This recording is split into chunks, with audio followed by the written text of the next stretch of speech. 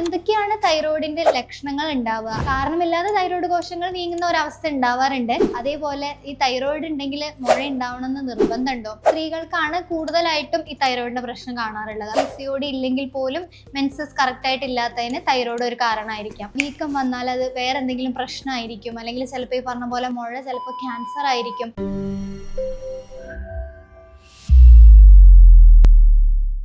നമ്മുടെ ക്ലിനിക്കിൽ ഒരു പേഷ്യന്റ് ഒരു റിപ്പോർട്ടായിട്ട് വരുന്നുണ്ടായി. അപ്പോൾ അവരോട് ചോദിച്ച സമയത്ത് എന്താണ് പ്രശ്നം എന്നൊക്കെ ചോദിച്ച സമയത്ത് അവർ പറഞ്ഞു, എനിക്ക് ഭയങ്കരമായിട്ടുള്ള ക്ഷീണം ഉണ്ടായിരുന്നു, അങ്ങനെ മുടികൊഴിച്ചിൽ പോലത്തെ പ്രശ്നങ്ങൾ ഉണ്ടായിരുന്നു. അപ്പം ഞാൻ ബ്ലഡും ചെക്ക് ചെയ്തു, അതേപോലെ തൈറോയിഡും ഒക്കെ നോക്കി, വൈറ്റമിൻ ഡി ഒക്കെ നോക്കി. അപ്പം അതിൻ്റെ റിപ്പോർട്ടാണിത് എന്ന് പറഞ്ഞിട്ടാണ് വന്നത്.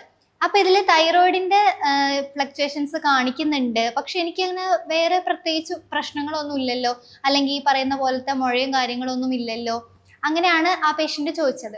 അപ്പോൾ എന്തൊക്കെയാണ് തൈറോയിഡിന്റെ ലക്ഷണങ്ങൾ ഉണ്ടാവുക? അതേപോലെ ഈ തൈറോയിഡ് ഉണ്ടെങ്കിൽ മുഴ ഉണ്ടാവണമെന്ന് നിർബന്ധമുണ്ടോ? അല്ലെങ്കിൽ ഈ മുഴ ഉണ്ടെന്നുണ്ടെങ്കിൽ അത് എങ്ങനെ, അത് വെച്ചാൽ അത് ക്യാൻസറസ് ആയിട്ടുള്ളതാണോ, അങ്ങനത്തത് മനസ്സിലാക്കാൻ പറ്റുമോ? അത്തരം കാര്യങ്ങളൊക്കെ നമുക്ക് ഈ വീഡിയോയിലൂടെ ചർച്ച ചെയ്യാം. ഞാൻ doctor Anagha Surendran, doctor Hiba Sarovia homoeopathy clinic, Perinthalmanna. പൊതുവിൽ നമ്മുടെ OP-യിൽ ഈ പറഞ്ഞ പോലെ കോമൺ ആയിട്ട് കാണുന്ന ഒരു പ്രശ്നമാണ് ഈ തൈറോയിഡ് ഹോർമോണിലുള്ള വ്യതിയാനം എന്ന് പറയുന്നത്. ഈ തൈറോയിഡ് എന്ന് പറയുന്നത് ശരിക്കും ഒരു ഗ്ലാൻഡ് ആണ്, നമ്മുടെ ഈ നെക്കിൽ ഉള്ള ഒരു ഗ്ലാൻഡ് ആണ്. അപ്പോൾ ഇത് സെക്രീറ്റ് ചെയ്യുന്ന ഹോർമോണുകളിൽ ഉണ്ടാവുന്ന ഏറ്റക്കുറച്ചിലുകൾ കൂടുതലോ കുറവോ ആയിട്ടുണ്ടാവുന്ന സമയത്ത് ആണ് ഈ പ്രശ്നങ്ങൾ, ഈ തൈറോയിഡിന്റെ പ്രശ്നങ്ങൾ എന്ന് പറഞ്ഞിട്ട് നമ്മൾ വരാറുള്ളത്. അപ്പൊ പൊതുവിൽ കുറെ മിത്തുകൾ ഇതിനെ കുറിച്ചുണ്ട്. എന്ന് വെച്ചാൽ ഈ ക്യാബേജ്, ബ്രൊക്കോളി അങ്ങനത്തെ ഭക്ഷണങ്ങളൊക്കെ കഴിക്കാൻ പാടില്ല, അതേപോലെ തന്നെ വീക്കം വന്നാൽ അത് വേറെ എന്തെങ്കിലും പ്രശ്നമായിരിക്കും, അല്ലെങ്കിൽ ചിലപ്പോൾ ഈ പറഞ്ഞ പോലെ മുഴ ചിലപ്പോൾ ക്യാൻസർ ആയിരിക്കും, അങ്ങനത്തെ പേടികളൊക്കെ ഉള്ള പല ആൾക്കാരും നമ്മുടെ ചുറ്റുമുണ്ട്. ഇനി ഇത് കോമൺ ആയിട്ട് കണ്ടുപിടിക്കുന്നത് എപ്പോഴാന്ന് വെച്ചാൽ ഇപ്പൊ ഈ പറഞ്ഞ പോലെ പൊതുവിൽ എന്തെങ്കിലും ഒരു ക്ഷീണം ഉണ്ടാകുമ്പോൾ നമ്മൾ നോക്കാൻ പറയാറുള്ള ഒരു ടെസ്റ്റാണ് തൈറോയ്ഡ് എന്ന് പറയുന്നത്. അപ്പൊ അങ്ങനെ നോക്കുമ്പോഴാണ് ഇത് വ്യതിയാനങ്ങൾ ഉണ്ടോ ഇല്ലയോ എന്നുള്ളത് സാധാരണയായിട്ട് കണ്ടുപിടിക്കാറുള്ളത്. പക്ഷേ നിങ്ങളുടെ വീട്ടിൽ ആർക്കെങ്കിലും ഈ പറഞ്ഞ പോലെ ഹെറിഡിറ്ററി ആയിട്ട് വരാനുള്ള ഒരു ചാൻസും കൂടെ ഉണ്ട്. വീട്ടിൽ ആർക്കെങ്കിലും ഈ ഇങ്ങനത്തെ പറയുന്ന പോലെ മുഴയോ അല്ലെങ്കിൽ ഈ ഹോർമോണൽ പ്രശ്നങ്ങൾ ഉണ്ട് എന്നുണ്ടെങ്കിൽ വരാനുള്ള ഒരു ചാൻസ് ഉണ്ട്. ഇനി എന്തൊക്കെ കാരണങ്ങളാണ് ഈ തൈറോയിഡ് ഉണ്ടാവാനായിട്ട് കാരണമാവുന്നത് എന്നുള്ളത് നോക്കാം. മെയിനായിട്ട് നമ്മൾ പറയുന്നത് അയഡിൻ കുറവ് തന്നെയാണ്. ഈ അയഡിൻ കുറവ് എന്ന് പറയുമ്പോൾ നമ്മൾ അതിന് അയഡിൻ കഴിക്കുന്നുണ്ട്, ഇപ്പം ഞാൻ അയഡിൻ എടുക്കുന്നുണ്ട്, എന്നാലും എനിക്ക് ഈ പ്രശ്നം വരുന്നുണ്ട് എന്ന് പറഞ്ഞിട്ടും ആൾക്കാർ വരാറുണ്ട്. അപ്പം അതിന് വേറെ വേറെ പല പല പ്രശ്നങ്ങളുണ്ടാവും. എന്ന് വെച്ചാൽ ഇപ്പം ഈ തൈറോയിഡ് പോലെ തന്നെ പല പല ഹോർമോണുകൾ ഉണ്ട്. പ്രത്യേകിച്ച് സ്ത്രീകളിലാണെന്നുണ്ടെങ്കിൽ ഈ പ്രസവാനന്തരമൊക്കെ ഉള്ള ഹോർമോണൽ വ്യതിയാനങ്ങൾ കൊണ്ടൊക്കെ തൈറോയിഡ് ചില സമയത്ത് വരാറുണ്ട്. അതേപോലെ വേറെ പല ഹോർമോണിന്റെ ഈ ഇഷ്യൂസ് കൊണ്ടും തൈറോയിഡ് ഹോർമോണിന്റെ പ്രശ്നം ഉണ്ടാവാറുണ്ട്. പിന്നെ ഹെറിഡിറ്ററി ആയിട്ട് വരാറുണ്ട്. പിന്നെ എന്തെങ്കിലും പോഷകങ്ങളുടെ കുറവ്, അതേപോലെ അത് നോക്കുകയാണെന്നുണ്ടെങ്കിൽ അയൺ അല്ലെങ്കിൽ ഈ സിങ്ക്, സെലീനിയം അങ്ങനത്തെ എന്തെങ്കിലും പോഷകങ്ങൾ കുറവാണെന്നുണ്ടെങ്കിലും ഈ തൈറോയിഡിന്റെ പ്രശ്നം കാണാറുണ്ട്. അങ്ങനെ ഉണ്ടാവുന്ന സമയത്ത് നമ്മൾ അത് എന്തുകൊണ്ടാണോ വന്നത് എന്ന് മനസ്സിലാക്കിയിട്ട് അതിനനുസരിച്ചുള്ള ഈ പോഷകങ്ങൾ കുറവാണെന്നുണ്ടെങ്കിൽ അതിനനുസരിച്ചുള്ള ഫുഡുകളും സപ്ലിമെന്റുകളും നമ്മൾ ഭക്ഷണത്തിൽ ഉൾപ്പെടുത്തിയാലാണ് ഈ പ്രശ്നം പൂർണ്ണമായിട്ട് മാറ്റാൻ പറ്റുള്ളൂ. പിന്നെ സാധാരണ ചോദിക്കുന്ന കാര്യം എന്താണെന്ന് വെച്ചാൽ ഈ തൈറോയിഡിന്റെ ലെവല് നോർമൽ ആക്കാൻ പറ്റുമോ, അത് പിന്നെയും വരുമോ, അങ്ങനെയുള്ള കാര്യങ്ങളൊക്കെയാണ്. ശരിക്കും നമ്മൾ കറക്റ്റായിട്ട് മെഡിസിൻസ് ഫോളോ ചെയ്യുകയാണെന്നുണ്ടെങ്കിൽ തൈറോയിഡ് നമുക്ക് ഒരു 3 months 6 months ഉള്ളിലൊക്കെ പൂർണ്ണമായിട്ടും പഴയ ലെവലിലേക്ക് തന്നെ ആക്കാൻ പറ്റും. പക്ഷെ ചില കണ്ടീഷൻസ് ഉണ്ട്, ചില തൈറോയിഡ് പ്രശ്നങ്ങളുണ്ട്. അതിൽ നോക്കുകയാണെങ്കിൽ ഓട്ടോ ഇമ്മ്യൂൺ തൈറോയിഡൈറ്റിസ് എന്ന് പറയും. അതിൽ നോക്കുകയാണെങ്കിൽ ഹഷിമോട്ടോസ് പോലുള്ള എന്തെങ്കിലും തൈറോയിഡൈറ്റിസ്. ഇപ്പോൾ ഓട്ടോ ഇമ്മ്യൂൺ പറഞ്ഞാൽ നമ്മുടെ ബോഡിയിലെ കോശങ്ങളെ തന്നെ പ്രതിരോധിക്കുന്ന ഒരു കണ്ടീഷനാണ്. അങ്ങനെയുള്ള തൈറോയിഡ് പ്രശ്നങ്ങളൊക്കെ ആണെന്നുണ്ടെങ്കിൽ നമുക്ക് കുറച്ച് ഈ പറഞ്ഞ പോലെ കുറച്ച് സ്ലോ ആയിട്ടായിരിക്കും അതിൻ്റെ ഒരു പ്രോഗ്രസ് ഉണ്ടാവുക. എങ്കിലും നമുക്കത് നല്ല രീതിയിൽ മാനേജ് ചെയ്യാൻ പറ്റുന്ന ഒരു കാര്യമാണ്. ഇനി തൈറോയിഡിന്റെ ടൈപ്പുകൾ നോക്കാം. അതിൽ 2 ടൈപ്പുകളാണുള്ളത്, ഹൈപ്പോ ഉണ്ട്, ഹൈപ്പർ ഉണ്ട്. അപ്പോൾ ഹൈപ്പോ എന്ന് പറഞ്ഞാൽ കുറവ് എന്നുള്ളതാണ് മെഡിക്കൽ ടൈമിൽ വരുന്നത്, ഹൈപ്പർ എന്ന് പറഞ്ഞാൽ കൂടുതൽ എന്നുള്ളതാണ് മെഡിക്കൽ ടൈമിൽ വരുന്നത്. പക്ഷേ നമ്മൾ ഈ തൈറോയിഡിന്റെ കാര്യം എടുത്ത് നോക്കുകയാണെന്നുണ്ടെങ്കിൽ നമ്മൾ ഈ ഇപ്പൊ നമുക്ക് T3, T4, TSH എല്ലാം ഉണ്ടാവും. എങ്കിലും നമുക്ക് കുറച്ച് TSH നോക്കിക്കഴിഞ്ഞാൽ ഏകദേശം ഒരു ഐഡിയ കിട്ടും. ഇപ്പൊ നമുക്കൊരു കോമൺ ആയിട്ട് പറഞ്ഞു കൊടുക്കാൻ പറ്റുകയാണെന്നുണ്ടെങ്കിൽ TSHന്റെ അളവ് നോക്കുക എന്നുള്ളതാണ്. ഈ ഹൈപ്പോ ഉള്ള ആൾക്കാരാണെന്നുണ്ടെങ്കിൽ TSHന്റെ അളവ് കൂടുതലായിട്ടാണ് ഉണ്ടാവുക. ഹൈപ്പോ എന്ന് പറഞ്ഞാൽ കുറവാണെങ്കിലും TSHന്റെ അളവ് കൂടുതലായിട്ടാണ് നിങ്ങളുടെ റിപ്പോർട്ടിൽ കാണിക്കുക. ഇനി ഹൈപ്പർ ആണ് നിങ്ങൾക്ക് ഉള്ളത് എന്നുണ്ടെങ്കിൽ TSHന്റെ അളവ് കുറവായിട്ടാണ് കാണിക്കുക. അത് ഒരു ഓപ്പോസിറ്റ് ആയിട്ടുള്ള ഇതിലാണ്. ഇപ്പൊ നമുക്ക് കൂടുതലായിട്ടും നോക്കാൻ ഈസി ആയിട്ടുള്ള ഒരു കാര്യം എന്ന് പറയുന്നത് TSH ആണ്. ഇനി ഇതിന് രണ്ടിനും 2 ടൈപ്പ് ലക്ഷണങ്ങളും 2 ടൈപ്പ് ചികിത്സാ രീതിയാണ് വേണ്ടത്. അപ്പൊ നമ്മൾ എന്തായാലും ഈ തൈറോയിഡിന്റെ പ്രശ്നങ്ങൾക്ക് ഈ പറഞ്ഞ പോലെ 3 months കൂടുമ്പോഴോ അല്ലെങ്കിൽ ഒരു 2 months കൂടുമ്പോഴോ ഒക്കെ ഈ തൈറോയിഡ് എത്രത്തോളം കുറഞ്ഞിട്ടുണ്ട് അല്ലെങ്കിൽ എത്രത്തോളം മാറ്റം വന്നിട്ടുണ്ട് എന്നുള്ളത് ടെസ്റ്റ് ചെയ്ത് നോക്കിയിട്ട് അതിനനുസരിച്ചുള്ള ഡോസുകൾ നമ്മൾ മാറ്റി മാറ്റി കൊടുത്താലാണ് ഇത് കറക്റ്റ് ആയിട്ട് ശരിയാവുള്ളൂ. കാരണം ചില ആൾക്കാർ ഈ ഹോർമോണൽ ടാബ്ലറ്റ് ആകുമ്പോൾ അതിങ്ങനെ വാങ്ങി വാങ്ങി വീണ്ടും വീണ്ടും കഴിക്കുന്ന ഒരു പ്രവണതയുണ്ട്. അതേ mg അല്ലെങ്കിൽ അതേ എന്താണോ ഡോസ് തന്ന് അതന്നെ കഴിക്കുന്നത്.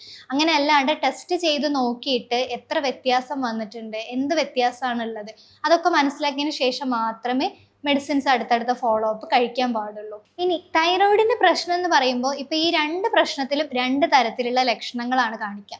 ഇതിൽ നമ്മൾ ഫസ്റ്റ് ഹൈപ്പോ എടുത്ത് നോക്കാം.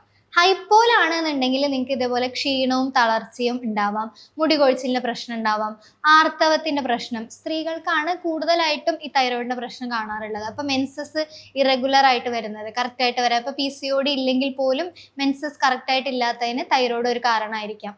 അതേപോലെ അമിതമായിട്ടുള്ള തണുപ്പ് അനുഭവപ്പെടുക, തണുപ്പ് സഹിക്കാൻ പറ്റാത്ത ഒരവസ്ഥ, അതേപോലെ വെയിറ്റ് കൂടുന്ന അവസ്ഥ, അതേപോലെ നോക്കുകയാണെങ്കിൽ എന്തെങ്കിലും ഡ്രൈ സ്കിന്ന് പോലത്തെ പ്രശ്നങ്ങൾ, മലബന്ധം, അങ്ങനത്തെ പ്രശ്നങ്ങളൊക്കെയാണ് ഹൈപ്പോയിൽ ഉണ്ടാവുക. ഇനി ഹൈപ്പർ നോക്കുകയാണെങ്കിൽ ഇതിന്റെ നേരെ ഓപ്പോസിറ്റ് ആണ്. അതിൽ നോക്കുകയാണെങ്കിൽ ഈ ക്ഷീണവും തളർച്ചയും കോമൺ ആയിട്ട് അതിലും കാണാം. അതേപോലെ വിഷാദം, ഉത്കണ്ഠ അല്ലെങ്കിൽ ആൻസൈറ്റി അങ്ങനത്തെ പ്രശ്നങ്ങൾ കാണാം. ഈ നോക്കുകയാണെങ്കിൽ ചൂട് കൂടിയതുപോലുള്ള ഒരു അവസ്ഥ ഉണ്ടാവാം. അതേപോലെ തടി കുറയുന്ന അവസ്ഥ ഉണ്ടാവാം.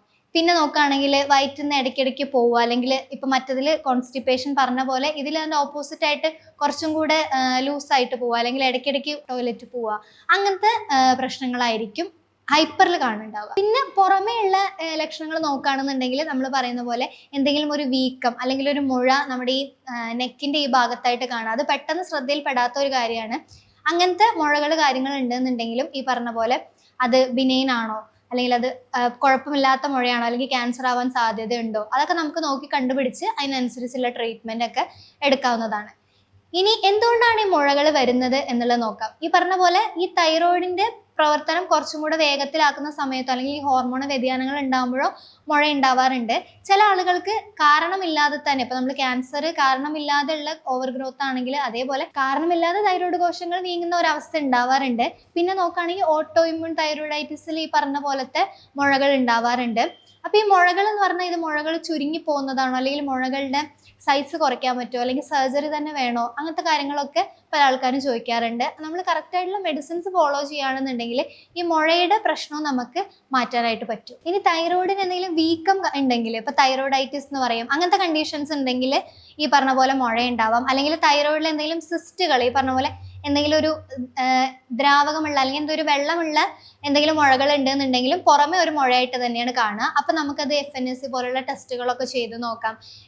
ഈ പറഞ്ഞ പോലെ എന്തെങ്കിലും പ്രശ്നങ്ങളാണോ, ഈ മുഴ എന്തെങ്കിലും കുഴപ്പമുള്ളതാണോ എന്നുള്ളതൊക്കെ മനസ്സിലാക്കാൻ പറ്റും. പിന്നെ നോക്കുകയാണെങ്കിൽ തൈറോയിഡ് ഉള്ളവർക്ക് പൊതുവേ ഉള്ള ഒരു സംശയം അല്ലെങ്കിൽ ഒരു മിത്ത് എന്ന് പറയുന്നത് ഈ ക്യാബേജ്, കോളിഫ്ലവർ അങ്ങനത്തെ ഒക്കെ കഴിച്ചാല്, ബ്രൊക്കോളി അങ്ങനത്തെ ഒക്കെ കഴിച്ചാൽ ഈ തൈറോയിഡിന്റെ പ്രശ്നം കൂടുമോ അല്ലെങ്കിൽ പ്രശ്നം വരുമോ എന്നുള്ളതൊക്കെയാണ്. അങ്ങനത്തെ ഒരു പ്രശ്നം ശരിക്കും പറഞ്ഞാൽ ഇല്ല. എന്ന് വെച്ചാൽ ഇതിനുള്ളിൽ ഗോയിട്രോജൻസ് പറഞ്ഞ കണ്ടൻസ് ഉണ്ട്, ശരിയാണ്. പക്ഷെ നമ്മളത് പച്ചയ്ക്ക് കുറേ കഴിച്ചാൽ മാത്രമേ നമുക്ക് അതിൻ്റെ ഒരു എഫക്റ്റ് ഉണ്ടാവുള്ളൂ. നമ്മൾ സാധാരണയായിട്ട് അത് വേവിച്ചിട്ട് അല്ലെങ്കിൽ തോരനായിട്ടാണ് കഴിക്കുന്നത്. അതേപോലെ തന്നെ നമ്മൾ കുറേ ഒന്നും അധികം കഴിക്കുന്നില്ല, നമ്മൾ എപ്പോഴെങ്കിലും ഒക്കെ അല്ലേ കഴിക്കുന്നുള്ളൂ. അങ്ങനെയാണെന്നുണ്ടെങ്കിൽ അത് പ്രത്യേകിച്ച് ഒരു പ്രശ്നങ്ങളും ഉണ്ടാക്കില്ല.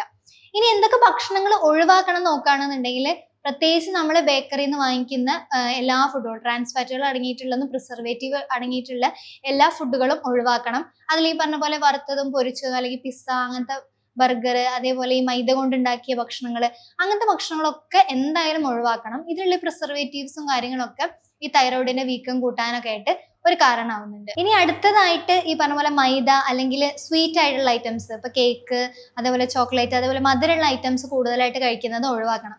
കാരണം ഈ തൈറോയ്ഡ് ഉള്ള ആൾക്കാർക്ക് പൊതുവിൽ മെറ്റബോളിസം കുറവായിരിക്കും. അങ്ങനെ ഉണ്ടാവുന്ന സമയത്ത് ഈ പറഞ്ഞ പോലെ ഇൻസുലിൻ റെസിസ്റ്റൻസ് ഉണ്ടാവാനും അതേപോലെ ഇപ്പോൾ തടി കൂടാനും ഒക്കെ കാരണമാവും. ഇത് ആഗിരണം ചെയ്യുന്നതിന്റെ അളവ് കുറയ്ക്കാനായിട്ട് ഒരു കാരണം. അടുത്തത് ഗ്ലൂട്ടൻ അടങ്ങിയിട്ടുള്ള ഭക്ഷണങ്ങളാണ്. അതിൽ ഈ ഗോതമ്പ്, ബാർലി ഒക്കെ നോക്കുകയാണെന്നുണ്ടെങ്കിൽ ഇപ്പൊ നിങ്ങൾക്ക് ഹഷിമോട്ടോസ് തൈറോയിഡൈറ്റിസ് ആണ് ഉള്ളതെന്നുണ്ടെങ്കിൽ ഈ പറഞ്ഞ പോലെ ഇങ്ങനത്തെ ഭക്ഷണങ്ങൾ എടുക്കുന്നത് ഈ പ്രതിരോധ ശേഷി കൂട്ടാനും ഈ പ്രശ്നങ്ങൾ കൂട്ടാനായിട്ടും ഒരു കാരണമാവാറുണ്ട്. പിന്നെ നോക്കുകയാണെങ്കിൽ ചായ, കോഫി അങ്ങനത്തെ കാര്യങ്ങൾ, കഫീൻസ് ഒക്കെ കൂടുതലായിട്ട് ഉപയോഗിക്കുമ്പോഴും ഇതേപോലത്തെ ഈ തൈറോയിഡിന്റെ പ്രശ്നങ്ങൾ കൂട്ടാനും അതേപോലെ ഇപ്പോൾ മദ്യപാനം പോലത്തെ ദുശീലങ്ങൾ ഉണ്ടെന്നുണ്ടെങ്കിൽ അത് ഈ പറഞ്ഞ പോലെ ഹോർമോണൽ ഫ്ലക്ച്വേഷൻസ് ഉണ്ടാക്കാനും ഒരു കാരണമാവുന്നുണ്ട്. അപ്പൊ ഇത്രയും കാര്യങ്ങളാണ് മെയിൻ ആയിട്ട് നമ്മൾ ഭക്ഷണം ശ്രദ്ധിക്കേണ്ടത്. ജീവിത രീതിയിൽ നോക്കുകയാണെന്നുണ്ടെങ്കിൽ ഉറക്കം കുറവ് ഉള്ളത് തൈറോയിഡിന്റെ പ്രശ്നം ഉണ്ടാക്കാനുള്ള സാധ്യത ഉണ്ട്. അതേപോലെ തന്നെയാണ് സ്ട്രെസ്സും. അപ്പൊ അത്തരം കാര്യങ്ങൾ മാനേജ് ചെയ്യാനുള്ള കാര്യങ്ങൾ നോക്കിയാൽ മതി.